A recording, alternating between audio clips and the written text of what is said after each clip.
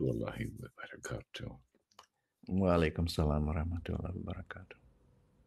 It's very good to see you again, and we are readjusting some of our scheduling this coming year, and doing less frequent talks, but that might increase as soon as we get some more help in the management.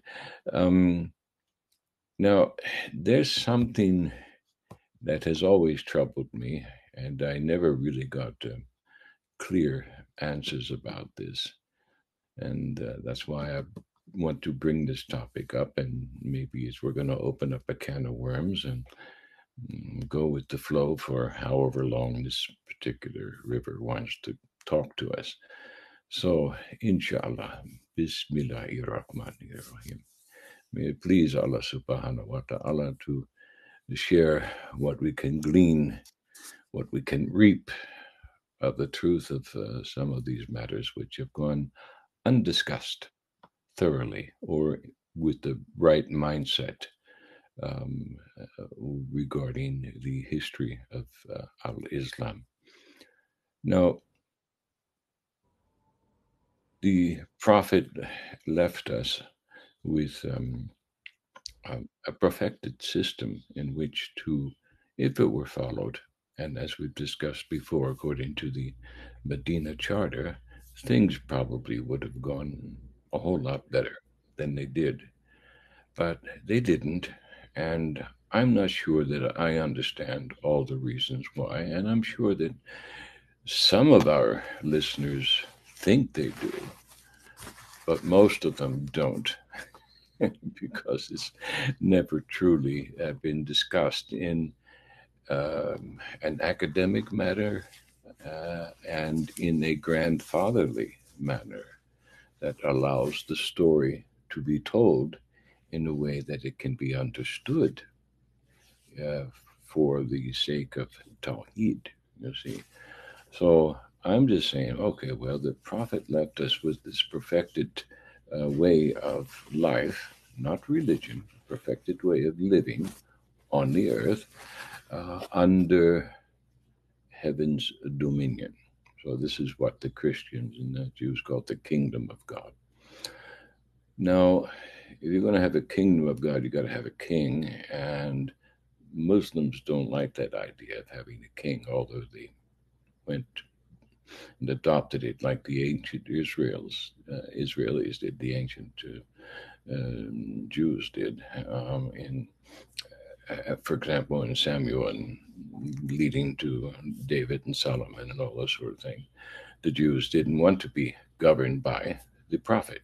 They rejected that. And the Muslims pretty much did the same thing, but in a slightly different way, to my in my opinion.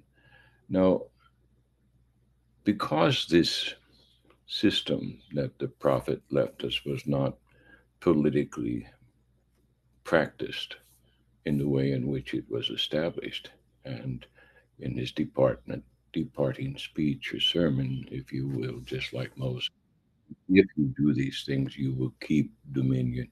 Now, this doesn't just mean control of the land and military might and all that sort of thing. It means dominion over your nafs. So, um, this dominion was lost right away, and then the political dominion eventually, you know, faded away as this war between the traditional, what became the traditionalist and the rationalist, continued. So I'm just wondering, when I want to ask you this question, dear brother, in the context of what we've been discussing, this ancient war in the between the Muslim factions and sectarians, and between the traditionalists who want to follow the hadith as if they were the scripture itself, or above the scripture in some cases, or the rationalists who say, hey, no, we got to take another look at this. I don't think that makes any sense the way we're reading that particular passage. It must have another meaning. Let's look for it. Oh my gosh, if you challenge some of our traditionalists, they will become violently angry with you, and they will kill you. You see. So now this penchant for murder, and there's a passage in the New Testament that says, "Lay hands suddenly on no man." Just don't do it. Take a deep breath. All right, count to 10 backwards, and that's right. Now you can go. Now you can act. Okay, we're supposed to act, but not in a sudden manner. So we shouldn't become reactionary. You see, so and that's what I'm talking about. Okay, so for some reason, if you want to discuss these things rationally with some people, they become reactionary to the point of murder. Okay, no. The first 4 or 5 caliphs who followed um, the passing of our beloved prophet were murdered. You see, so I'm wondering something was wrong from the very beginning because after the after the surrender, I'll say the surrender of Mecca to the prophet, things were pretty clear. And before the prophet died, there was enough time for people in the immediate environment to assess, and for the leaders who had maybe even amongst the hypocrites who just converted just for survival, uh, they knew that this was a coming rising power.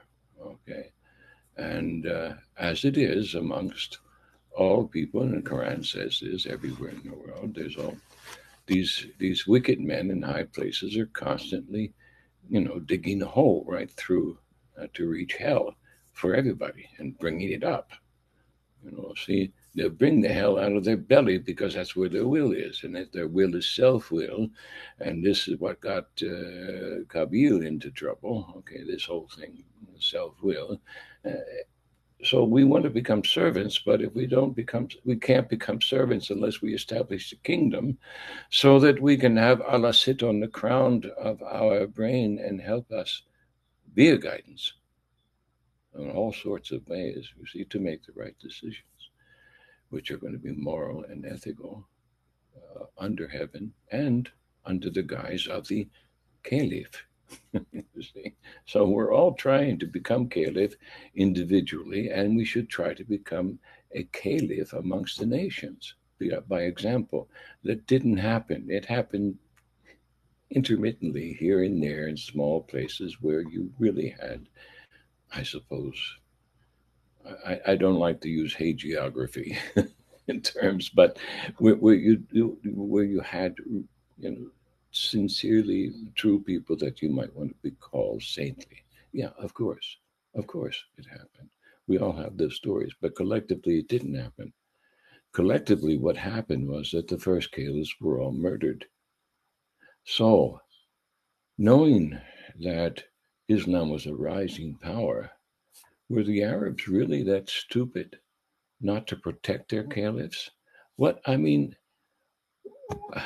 letting them get stabbed in the back while they're at prayer in the mosque, and I'm trying to imagine, when a president of any Western nation going to church and not being guarded. You see, um, so my question to you, inshallah, is what happened from your perspective? And I know we're going to open up our long history here because we're talking about a number of different individuals and a number of different factions and a number of different influences from a geo-socio-religio perspective. And not just that, but the geological and geographical perspective too. So all of this is playing in. And then, oh gosh, what happened? Brother Karim, please, from your perspective as a historian, as a sociologist, as a study and a student, a lifelong student now of al-Islam, what happened during those formative years that our caliphs would fall by the knife, one after the other, under the watch of their companions. How did this happen? Good question, brother. You ask hard questions. So before I attempt to answer it, I will just call on Allah's help to help me answer this difficult question. So if you don't mind, I'll take a moment to do a little Of dua. course. Hmm.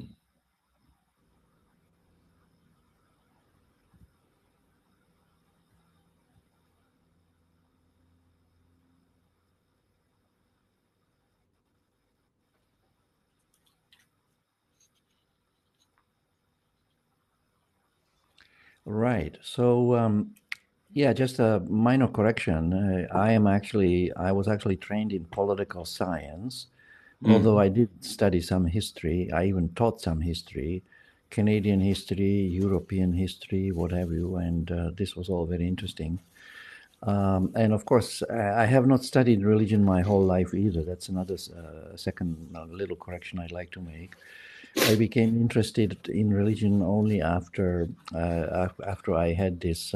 I began to drift away from, the Friends of Leo Strauss back in Toronto when I began to develop doubts, as we touched on in an earlier video. Yes.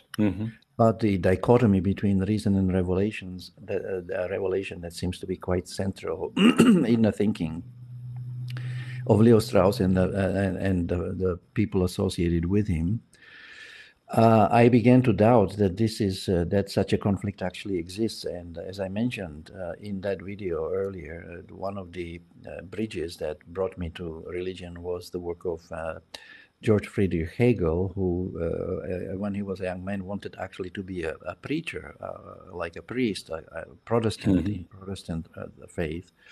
And he wrote, there's this book on the market called Hegel's Early Theological Writings. And in it, there's a paper, a small book called The Positivity of the Christian Religion, in which he tries to identify the elements. In it, he tries to identify the original teaching of Jesus and to separate it from what was added on afterwards. In other words, its positive elements. Now, we are facing a similar problem in Islam because we have the original teaching of Islam in the Quran, and there were some additions made to it, mostly in the form of the works of the Hadith and the works of the scholars. But I'd like to add also that Hegel was not the first in a line of thinkers that addressed this question of the relationship between reason and revelation. His work was coming sort of at the tail end of a larger philosophical and socio-political movement that we broadly call the Enlightenment or the Age of Reason in Europe, which started with the Renaissance, which was in fact kind of triggered by some of the work of the Muslim scholars. I think specifically by the work of Aristotle, which was brought to the Europeans through some Arab thinkers. I think it was Al-Farabi. So among the first people that began to look seriously at the relationship between reason and revelation was Baruch Spinoza, who was a Jew, and wrote a famous book called the Theological Political Treatise. It's a brilliant book. I certainly recommend it. It reads also, I read it in English translation, but it is basically the first major attempt, I think, among the European thinkers or philosophers to look at the Old Testament in particular, the Bible, but the Old Testament in particular, with a quote-unquote critical eye, with a critical reason. And as I mentioned in that video that we did earlier, Spinoza got into trouble with his Jewish community because he was, and you know the story. In fact, you completed the story. They threw him out, right? Yeah, and stepped on him, so to speak. So he basically pointed out some inconsistencies. Some numbers didn't add up in the Old Testament, and then he questioned.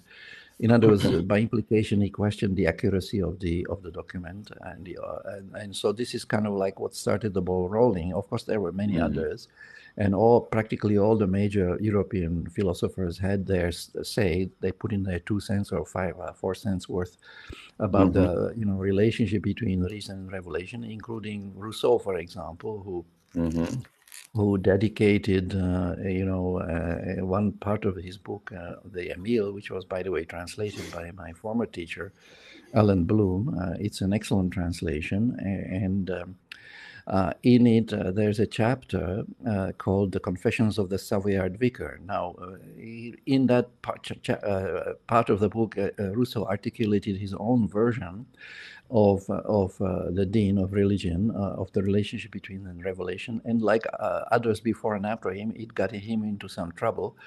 Even though he himself was not stoned, but his house was stoned, so to speak, and of course others also have written about religion. Locke has a letter on toleration, and there's quite almost everybody had their say. And John Locke also famously, of course, disagreed with Sir Robert Filmer, who was an ardent supporter of the monarchy. In fact, we did a course on that with Professor Thomas Pengel, who is now, I think, the head of some institute of government at the University of Texas in Austin.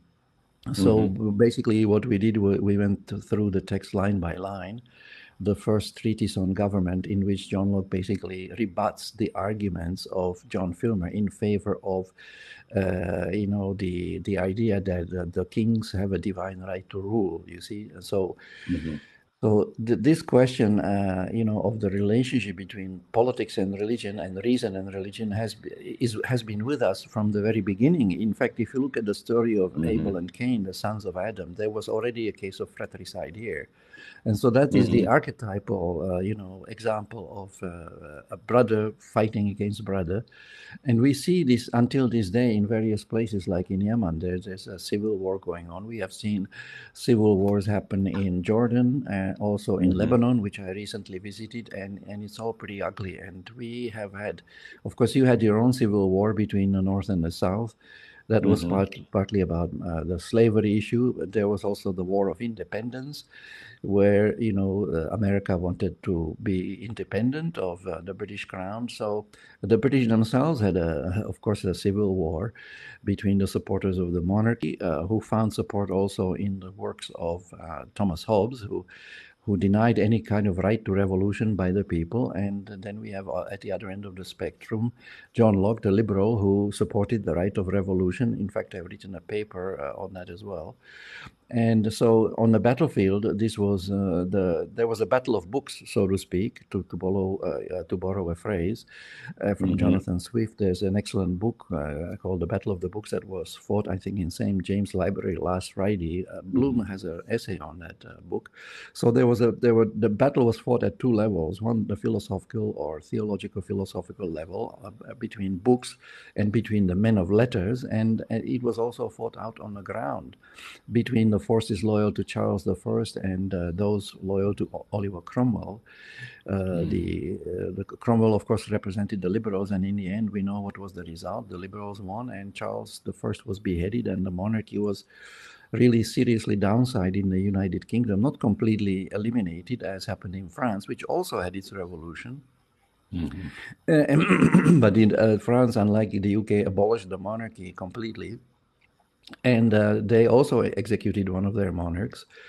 And so we have here, but one thing to remember about the French Revolution is that despite the excesses committed by the rationalists, which were just as bad as the excesses committed by the traditionalists, a millennium earlier under Musa al-Hadi, I recall that incident where 5,000 philosophers were slaughtered. Well, the French Revolution, I think, 16,000 people were beheaded at the guillotine. But at the same time, it's interesting to note that Robespierre, Maximilien Robespierre, who was the leader of the Jacobins, were the extremists in the assembly, he organized at one time what he called the Festival to the Supreme Being. Just imagine this. A festival to the Supreme Being by the French revolutionaries. So I don't think we can say that these people were atheists. They believed in God, but they had their own understanding of it. So now, coming back to the Islamic world, and by the way, just one final note on these conflicts. Hegel, in his later work, wrote a book called The Phenomenology of the Spirit, and in it he argues that basically history progresses, that was his claim, through a series of conflicts between, at the theoretical level, he called it the conflict between thesis and antithesis, from which a synthesis emerges. But of course, at the practical level, we have here a conflict between, for example, the the proletariat, as Marx took it from Hegel. It was for him, the conflict was a class struggle. So the conflict between the proletariat, or this, because this whole process in Hegel's book is called the master-slave dialectic, and at the political level, Hegel argued that the history progresses through a series of conflicts between the oppressed and the oppressor, or between the slave and the master. Now, in some cases, the masters suppressed the slaves, like when the Spartans rebelled. Spartan slaves rebelled against their masters. They lost. The masters prevailed. So the synthesis was basically a continuation of the status quo ante. But there are also cases where the sort of the plebeians or the lower classes, like the proletariat or the lumpen proletariat and the Marxist working class, they actually managed to succeed and overthrow the reigning powers and establish a new regime, like happened in a communist revolution in Russia that later became Soviet Union. The Chinese also had a civil war, very similar, and Mao Zedong and his forces also emerged victorious at that time. And let us not forget also that, in Germany, in Nazi Germany, the conflict, Nietzsche was, by the way, he talked about the Übermensch, the Uberman, the overman, and of course there was the underman or the lower class person. So he borrowed to some extent from Nietzsche, but when the Nazis, you see, went to war against the Russians, the Nazis perceived themselves as these overmen, the superior race, a master race, the Aryans, fighting against the slaves, the Slavs, the lower grade, in other words, the slaves. So this was an epic confrontation of the masters and the slaves, allegedly. But what happened that in this particular case, the masters lost and the slaves were victorious. The Soviet Union, along with its allies, United States and UK, prevailed. And basically the tables were turned. The overman became the underman and the underman became the overman, you see. So the synthesis was a new world order, if you like, at the time, the post-war world order, which is now being challenged from many different ways, including, for instance, by the dissolution of the former Soviet Union, the emergence of Russia.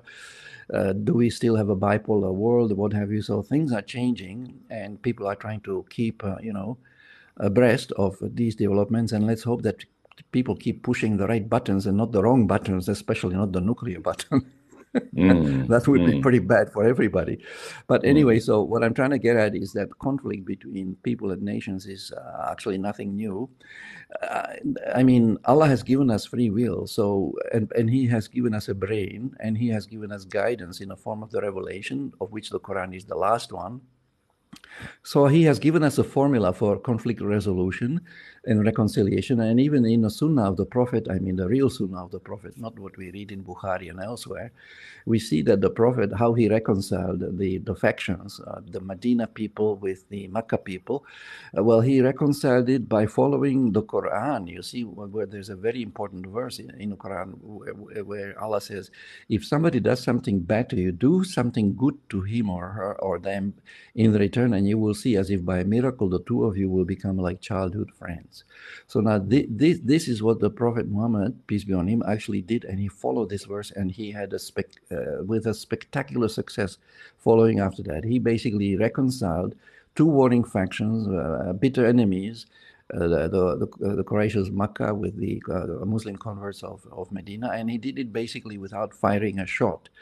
Now that reminds me, even though he had the political power, he had the military power to enforce his rule by force on his former enemies, because he was backed by an army of 10,000 armed warriors at the time when he was approaching, Makkah from Medina, an event which, according to traditional scholars, is documented also in Surah Al-Fath, or the victory. So now, this reconciliation of the warring factions is a prime example of excellent diplomacy. It is an excellent example of how to reconcile conflicts, and that is the real sunnah that people should perhaps consider following, because I don't see, for instance, the people now fighting the war in Yemen following this practice of the Prophet of doing something good to his enemies rather than something evil, you see. So now this idea of doing something good to your enemy actually even goes beyond what the Christians, teach, which is to say, if somebody slaps me on one cheek, well, here you can slap me here as well. Mm. So this is actually better. I don't have to turn the other cheek. Actually, I'm advised to do something positive for this person.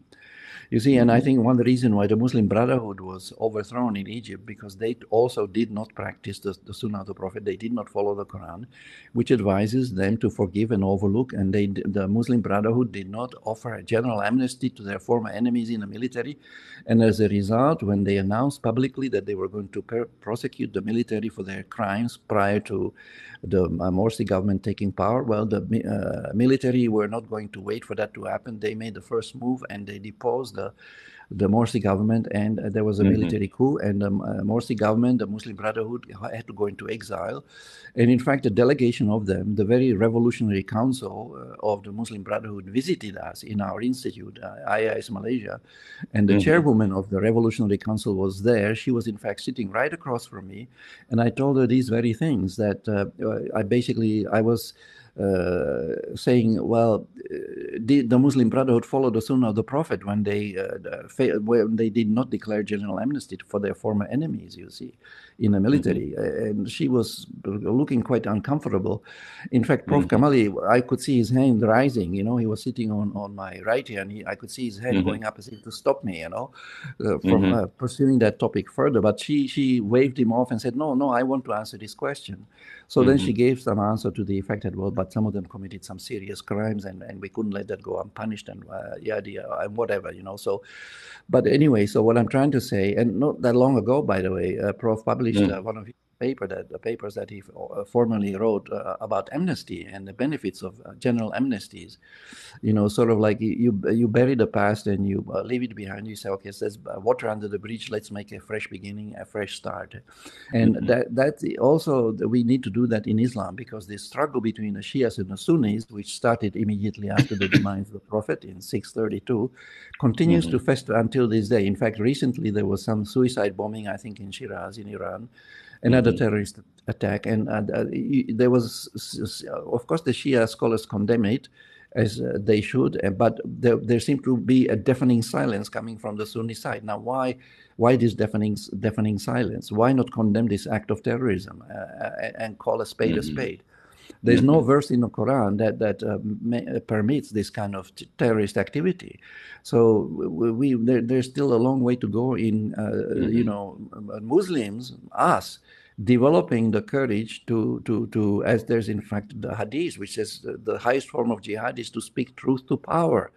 The highest form of jihad is to speak truth to power. And that reminds me also of a quotation from one of your founding fathers, Thomas Jefferson, who said that dissent is the highest form of patriotism.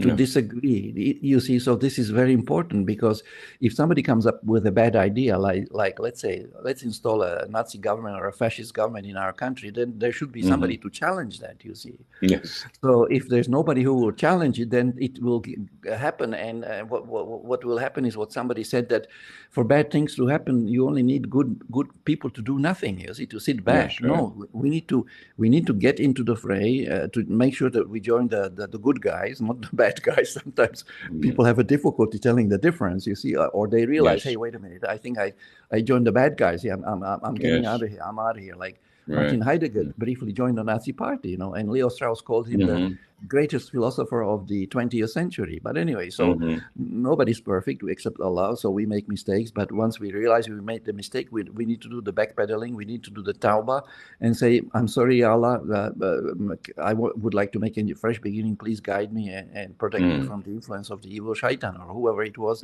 that misguided me to take this wrong avenue, go down the wrong rabbit hole or whatever that I did.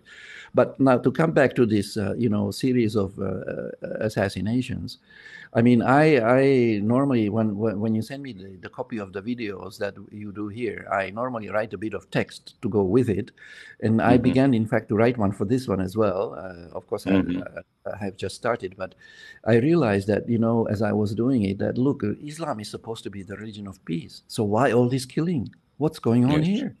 We are clearly failing to live up to the high standards that Allah Ta'ala articulated for us in the Quran, and that we find also exemplified in the life of the Prophet, peace be on him. We are failing to live up to those high standards. Why?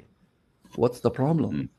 Well, one problem is, as we discussed before, we have lost touch, as it were. One of my former colleagues says that we lost the spirit of Islam. Now, what we have mostly now are rituals.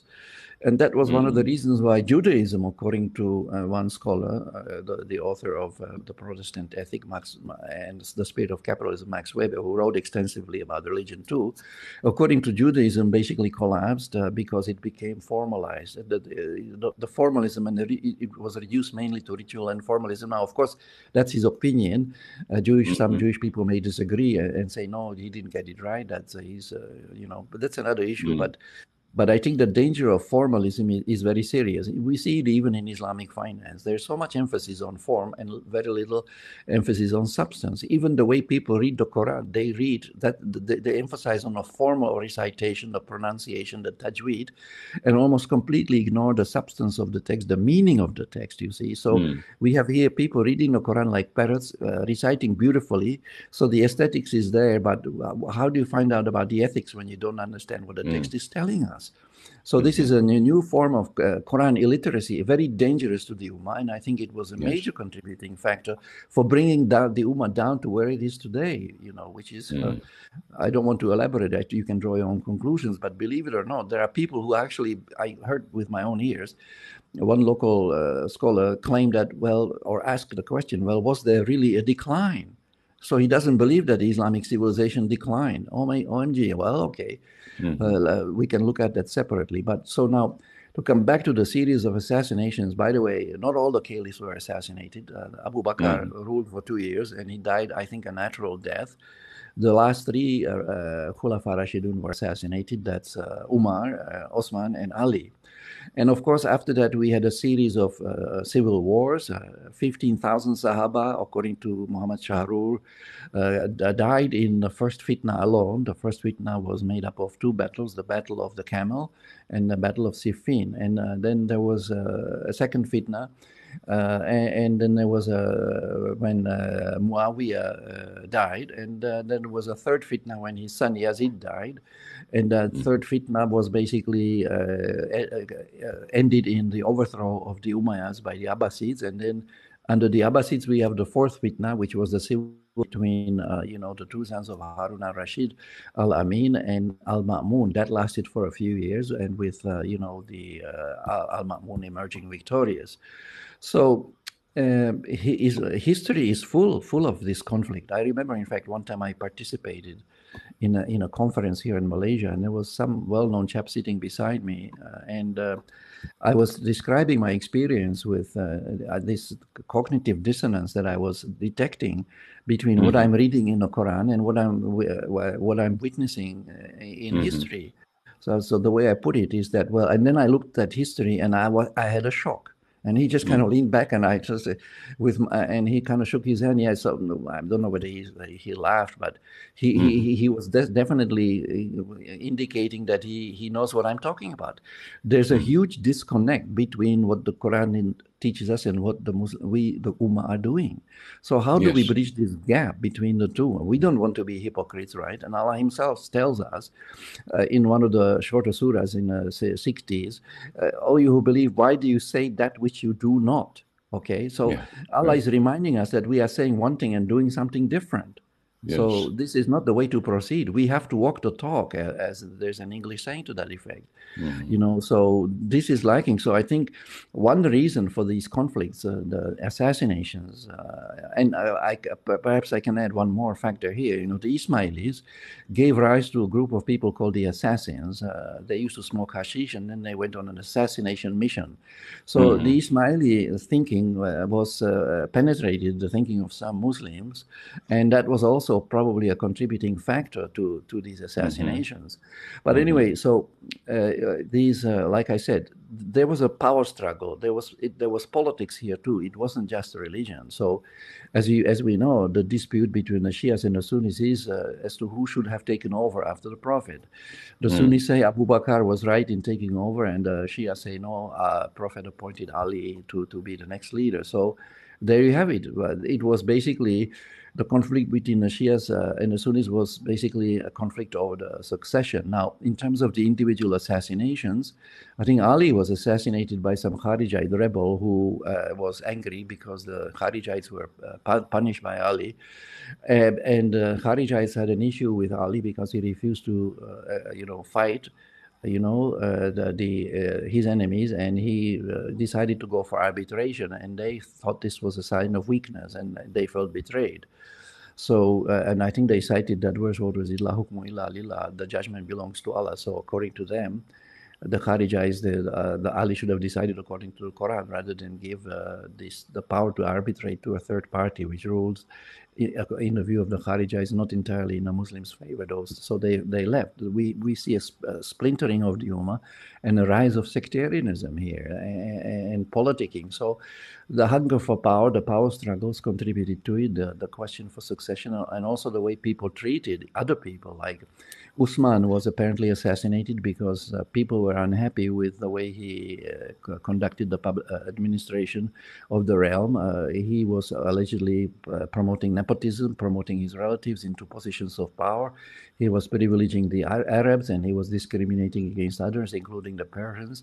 So some people had it in for him, and he was assassinated because people were not happy with his but what they thought of as very biased leadership, very ethnocentric kind of leadership. So now Umar was, he ruled for 10 years, I think. Now, what was the reason for? I think somebody, again, it was someone that felt mistreated by Umar that came and assassinated him. So this is very serious, because taking one life, according to the Quran, is like taking the life of all of humanity. So once again, the teaching of the Quran did not penetrate sufficiently into the consciousness of these assassins and people bent on war rather than peace. And so basically, this happened partly because they either never understood the Quran properly in the first place, or if they did, they forgot about it, or they drifted from it, or they deviated from it, and they fell into crime and sin. And I might add here, I recently read a short surah, Yusuf Ali's translation of the Quran, and I was surprised to find that, he mistranslates the word mujrimun, which means criminals. He translates it as sinners. This is a very serious problem. Error on his part. There's a huge difference between a sin and a crime, but that's another issue. Think of it as something of a footnote. But what I'm trying to say is that the correct understanding of the Book of Allah is very, very important if we are to derive the right guidance from it, which is what it is intended to give us, you see. But as we have witnessed, over the years, there has been a massive reorientation of the Ummah's attention focused from the Book of Allah, from Allah to other books, and away from Allah and to the Prophet, basically. So, and there has also been a reorientation from the ethical principles of the Quran to rituals, you see. So I think this was not a healthy trend. We need to refocus the Ummah, ourselves, back on the Book of Allah. I'm not saying that we should throw out all the traditions and throw them under the bus in the work of the ulama, but we need to keep them in perspective.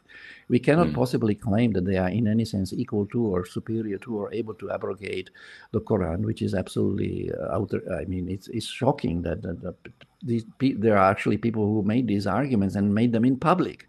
And what is even more shocking is that not a few people actually believe this, you see.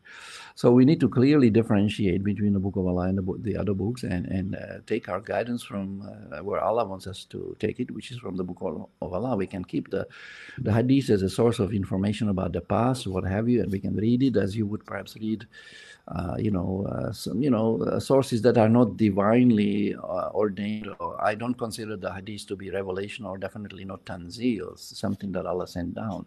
The Hadiths are words of human beings. They are not even the words of the Prophet. They are paraphrases of paraphrases of what the Prophet allegedly said. They are words of the transmitters rather than verbatim words of the Prophet. So they cannot possibly carry any kind of authority comparable to the authority of the Quran. But as we have seen, as early as 660, according to Tahajabir Awlan in his book Reviving the Balance, the majority of the scholars believed that even a solitary hadith could abrogate the Quran. Can you believe this? This is absolutely shocking. And the scholars go even further. If you look on Ibn Abbas' website, I'm sorry if I'm repeating myself here again, because I think I stated this before in one of the earlier videos, but he claims that the Sunnah and the Quran are inseparable, that the Sunnah, in fact, is part of the Quran, and unbelievable statements. And he goes on. And other scholars, I won't mention any names, but they claim that even the tafsir becomes part of the Quran. Now, this is unbelievable. So now even the words of human beings, the words of scholars now, and the words of the transmitters, all this becomes part of the Quran. This is shocking. How can these people mix the words of human beings with the words of God? That is really contaminating the divine message of Allah, the book of Allah, the Quran. They are tainting and contaminating, this pure book with these human narrations. Okay, I'm sure there are some brilliant scholars and some hadiths which are, quite, they have hikmah in them and what have you. But we should still, despite that, we should never ever consider them at par with the Quran, and never ever mix them together. So these assassinations, partly human nature, power struggle, people striving for power after power, as Thomas Hobbes put it. He characterized the condition of humanity in a state of nature as a struggle of a war of all against all. Those are his exact words. And man, according to him, seizes for power after power. So power-hungry people are causing problems. And then, of course, perhaps the first factor that should be mentioned is simply failure to follow the book of guidance, the book of Allah, and acting contrary to its precepts and contrary to its principles. I think this is what happened, and this is still happening until this day. And unless and until we return to the book of Allah, to the straight path, and begin to follow sincerely its guidance, and for that we need to understand it. In other words, we need the re-engagement of reason and rationality, as you put it, without putting it, of course, above the Quran. Unless and until we do that, the woes of the Ummah will continue, and it will be business as usual. So I'll lend my case there, but if I missed anything, please correct me, Brother Omar, because I know you are a very astute observer and analyst. Well, thank you very much. I don't know about the astute part, but there are some things I see that other people just sort of overlook in their questions I ask that many people want to ask that, they just are too afraid to ask, or whatever the case might be. So the response I got whenever I brought this up when I was amongst the ulama in Malaysia, wherever I was, is that they just didn't want to discuss it, because there was this idea that all of these caliphs, without exception, were saintly. So there was this hagiography that kind of elevated them. And then if you look at it from the Shia perspective, my God, they turned Ali and his sons and grandsons and whatever into angels or even demigods. It was kind of an idolatry going on there. So it never was discussed, even just the political aspects. Okay, well, there were some Egyptians that were unhappy because, what was his name? Umar or was it Uthman, sent over his nephew to be their governor. And I said, well, that's frank nepotism. Oh my God, we can't accuse the righteous caliph of being a criminal, trying to enlarge his trust circle like all mafioso do with the family. You see? No, oh God, step on some toes with that one, you see, but that's all it was. If you understand the social ramifications of that kind of political mechanisms that go on behind the scenes, you see, of our governments, and you don't have any problem with this kind of analysis, but nobody wants to talk about it, you see, because it's kind of taboo. They're saints, and we can't. It's like you said, you can't bring up the idea that maybe the prophet made a mistake on occasion. You see, can't talk about that. You can't analyze what those implications are and how they also affect the Sunnah. you see, or your understanding of the Sunnah. For example, when he, was told the farmers in the orchard, hey, they're pollinating the fig trees, and he said, look, I don't think that's going to work. That looks kind of silly the way you're doing that. And next year there weren't any figs because the farmers stopped doing it. You see? And then when he's asked about it, if you believe this hadith, he said, look, I'm just a prophet. I don't know about these things. What do I know? You see? So that's a kind of manifestation of, hey, be careful of religious mania. Of elevating these people beyond their station of human being. Okay, I'm just a human being. Okay, so anyway, this hagiography, I think, obscures a lot of these conversations, and that's another wall that's been erected to withstand the rationalists, I would imagine. Is that so? Yes, absolutely. Yeah, you are right. And I noticed this also. I remember one time I were to say something critical about Abu Hamid al-Ghazali, Imam al-Ghazali at the Institute. And how do I put this? Dr. Osman Bakar hand immediately started to go up like this to silence me, So, of course, I took the hint and I stopped in my tracks. I didn't make the criticism. Although I did make it later after I left the Institute, I discovered even that Abu Hamid al-Ghazali was actually a plagiarist, so this is documented in a paper by this fellow called al-Rashid called Academic Dishonesty, Muslim Institutions of Higher Learning. So as far as I'm concerned, al-Ghazali's credibility as an academic source is exactly equal to zero. I never quote him unless it is to say that he got something wrong, you see, and he did get many things wrong. Not only about destroying musical instruments inside people's homes when you walk by and hear the singing voices coming out of there. I mean, he's recommending people to commit 2 crimes: break in and enter, no, 3, break in and enter and destruction of private property. I mean, this is unbelievable. Right. You compare that to what Allah says about how to enter people's homes. You knock, you say salam, and you enter only if you are invited. So that is adab. We get adab from the Quran, from Allah, not from Abu Hamid al-Ghazali. From Abu Hamid al-Ghazali, we get a recommendation to commit 3 crimes. I mean, it's just unbelievable. By the way, my source is Mustafa Akil's book, Reopening Muslim Minds. That's where I found the reference to this outrageous advice. And of course, al-Ghazali also supported jihad al-talab, spreading Islam by the sword. This is also documented in the literature. I mean, he was basically a warmonger, you might want to say.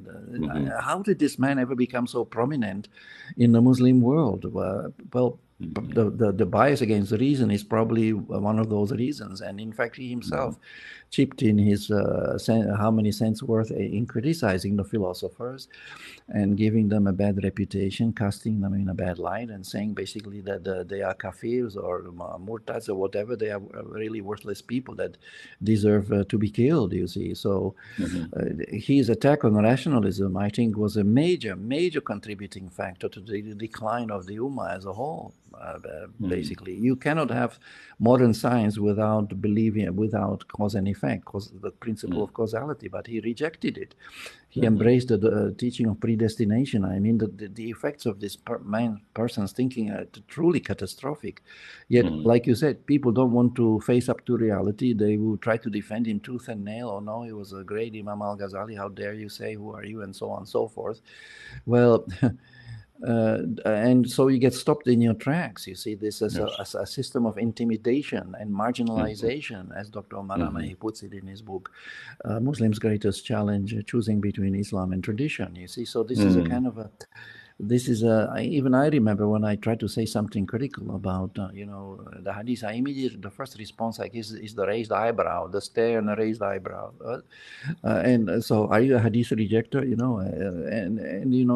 are immediately face the threat of being excommunicated, as it were, from the community, because you cannot disagree even in the slightest possible way. You see, this is a form of intellectual fascism, or whatever you want to call it. It is very anti-progress, anti-intellectual, and it is very regressive, and it's doing a lot of harm to the Ummah, as far as I can tell.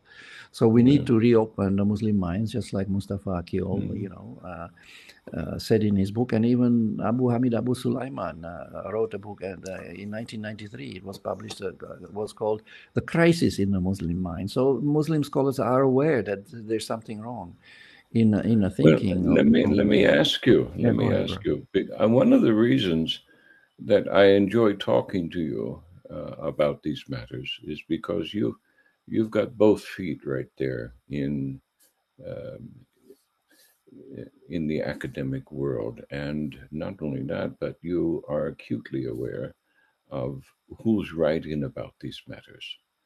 Now, and you can provide the references, which most of us cannot do. I mean, I have a few books, but I'm not as schooled as you are.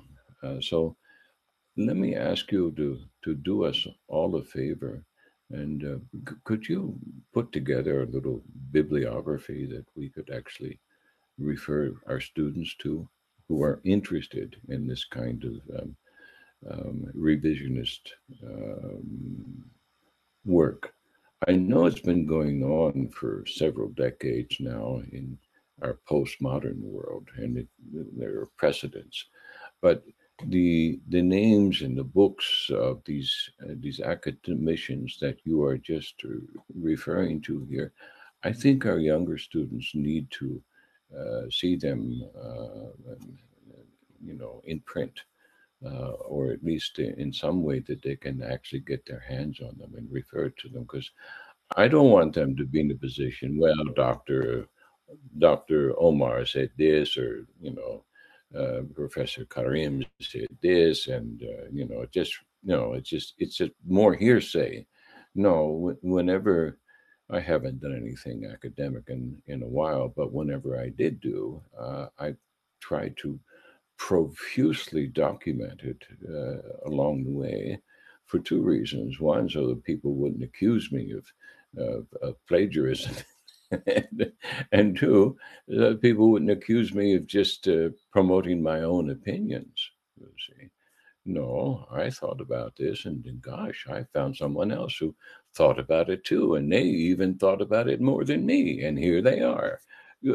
See, so um, our students, it's not many, but there's a handful of students every which way you turn, and they really want to know, and they will actually go out and get the books and put them in their library, even like I did years ago. I brought a library to Malaysia that I didn't have time to read, but I collected the books assiduously for years.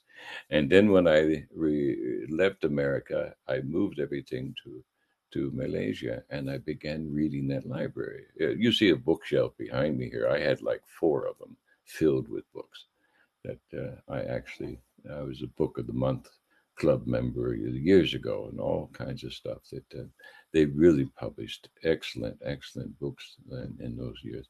Anyway, our students, our Protean students, they will profit from such a list. So when you have a chance, dear brother, and just run off a bibliography for us. I'll post it on my blog. I'll post it on my website and reference and honor you for providing it. But I think our students need to have this, because I don't want them to just take our word for it. No. Of course, yeah, of course. No, absolutely. That's an excellent idea, and I'll get on it, and I will prepare such a bibliography. Yeah, give me a few days, and I'll have it done at the latest by the time we meet next time. So I will prepare such a bibliography. That's an excellent idea, by the way. Very good. Okay. Well, then, inshallah, we'll meet again in 2 weeks.